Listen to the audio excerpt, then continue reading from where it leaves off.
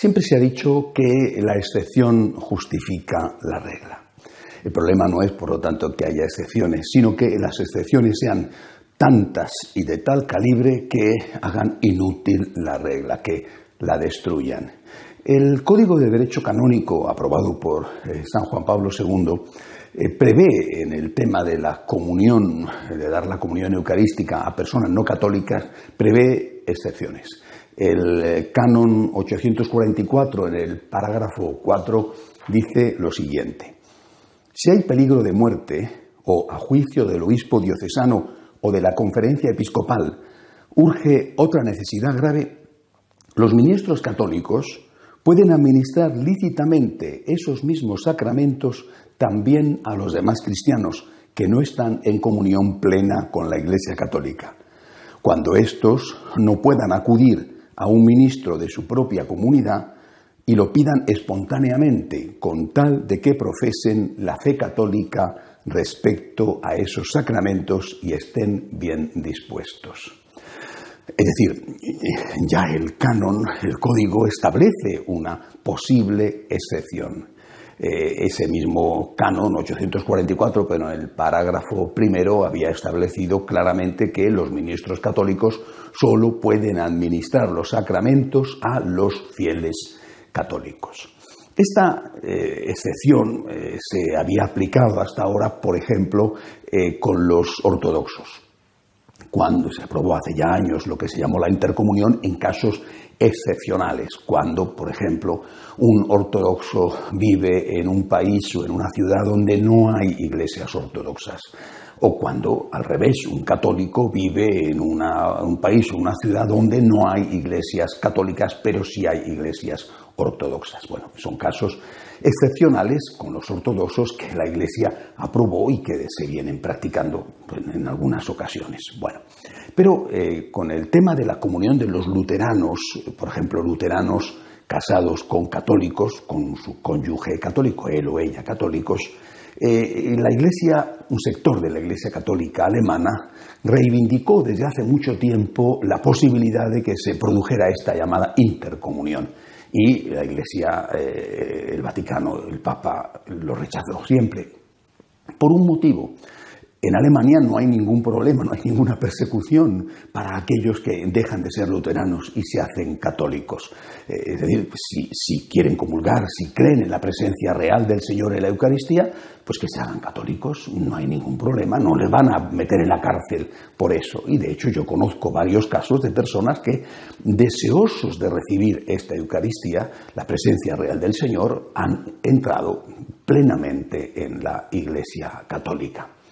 Lo que acaba de producirse en la plenaria de la Conferencia Episcopal Alemana ha sido la aceptación de que esos luteranos no católicos puedan comulgar, visto caso por caso, con el sacerdote y aceptando que ahí está la presencia real del Señor en la Eucaristía. Lo que antes se les había prohibido, ahora los obispos alemanes, no todos, pero sí ha sido aprobado por la mayoría de ellos en la plenaria de su episcopado, han decidido que se produzca. Ante esto, a mí se me ocurren algunas cosas. En primer lugar, que estamos probablemente ante un coladero, es decir, que lo que se plantea como una excepción, caso por caso tal, se convierta en una norma común. En segundo lugar, me parece a mí que va a producirse ya de por sí una cosa gravísima, y es que van a poder comulgar los luteranos, pero sin haber ido antes a la confesión, con lo cual, al menos con ellos, se va a producir una devaluación del estado de gracia, al menos empezando por ahí, porque si no se han podido confesar, y probablemente tampoco se quieran confesar, ¿cómo van a poder comulgar? Es decir, al católico se le exige que se confiese si está en pecado mortal, y al luterano no. Para empezar, eso ya es algo terrible con respecto a la Eucaristía, y sobre todo me parece que lo que está de fondo aquí como gran problema es precisamente la falta de fe en esa presencia real del Señor en la Eucaristía, aunque se diga que para comulgar tienen que aceptar esa presencia real del Señor.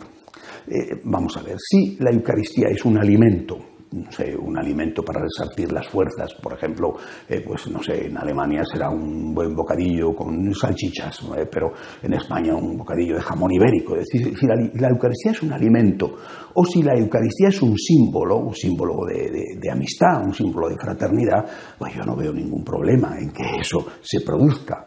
Pero es que la Eucaristía no es un alimento, y la Eucaristía no es un símbolo. La Eucaristía es una persona.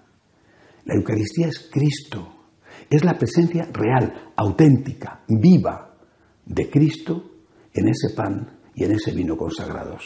Esas especies eucarísticas, por el milagro de la transustanciación, se han convertido en la presencia auténtica y real de nuestro Señor. Estamos, por lo tanto, ante una persona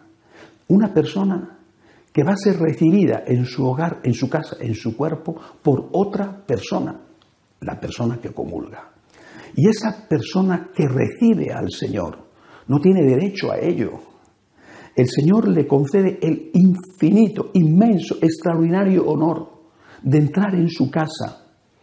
Y eso es algo tan grande y tan importante que el que recibe al Señor en la Eucaristía tiene que tener al menos, no tiene derecho a ello, no tiene dignidad en ningún caso para recibirle, pero al menos tiene que tener algunos elementos que hagan posible esa dignidad. Al menos un mínimo de dignidad. Y ese mínimo de dignidad tiene que ser aceptar plenamente la fe católica.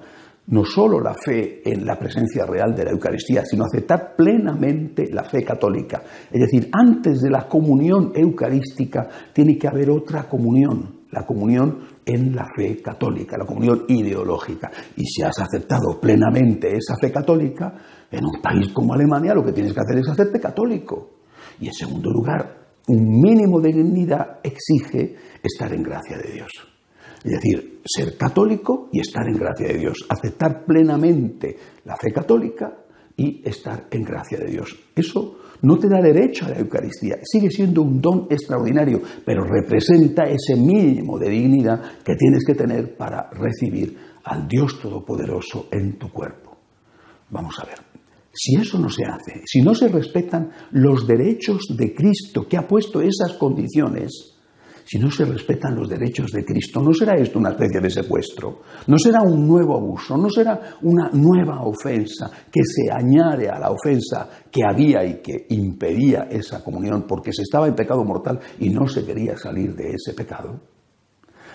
Repito, me parece que el problema de fondo es que hemos perdido de vista la presencia real de Cristo en la Eucaristía, que es una persona, que es Dios Todopoderoso en esas sustancias eucarísticas del pan y del vino.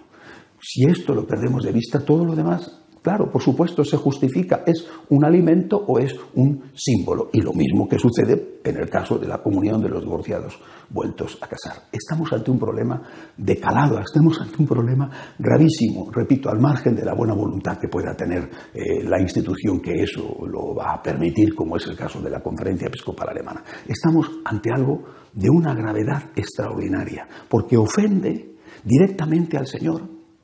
Algunos dirán, Jesucristo no tenía ningún problema en entrar en la casa de los publicanos y de los pecadores y de comer con ellos. Es verdad, pero no lo hacía para bendecir su pecado, lo hacía para invitarles a que dejaran la vida de pecado que llevaban.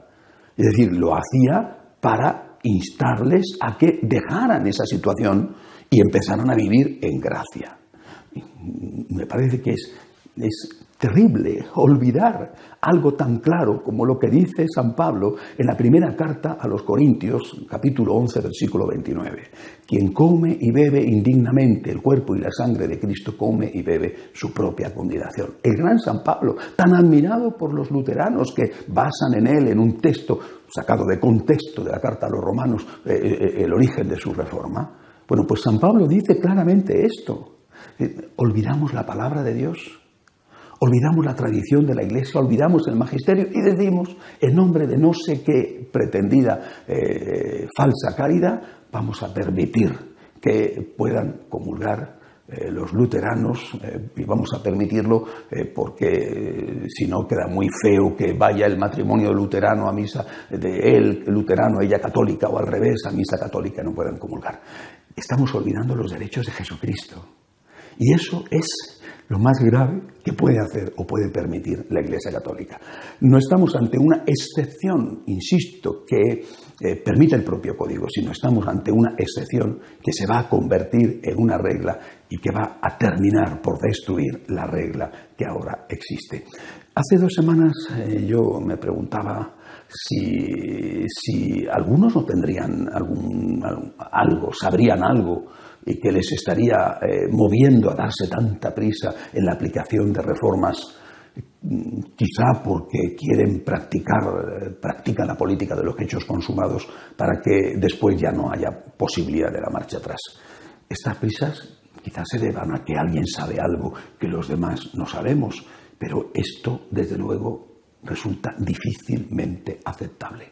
Cristo está presente en la Eucaristía, es una persona, tiene derechos. Y el derecho lo establece la Iglesia. Lo establece la Iglesia basado en la palabra de Dios. Hay que ser católico y hay que estar en gracia. Todo lo demás es algo que ofende gravísimamente a nuestro Señor. Hasta la semana que viene, si Dios quiere.